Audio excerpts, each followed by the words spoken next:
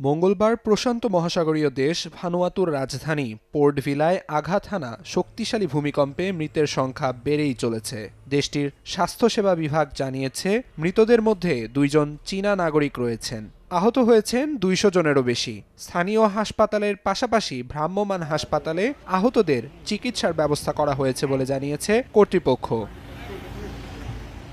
ভূমিকম্পে পানি সরবরাহ ব্যবস্থা পুরোপুরি অকেজো হয়ে পড়ায় দেখা দিয়েছে বিশুদ্ধ পানির সংকট। দূষিত পানির কারণে ডায়রিয়ার প্রকোপ দেখা দিয়েছে।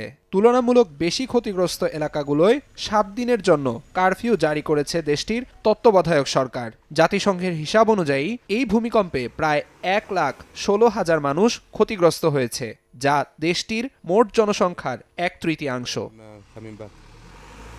ধ্বংসস্তূপের নিচে আটকে পড়াদের উদ্ধারে বুধবার সকাল থেকেই কাজ শুরু করেন উদ্ধারকর্মীরা। 3 দিন ধরে চলবে এই উদ্ধার কাজ। উদ্ধার কাজে সহায়তা করতে 2টি সামরিক বিমানে করে উদ্ধারকর্মী ও চিকিৎসক দল পাঠিয়েছে অস্ট্রেলিয়া।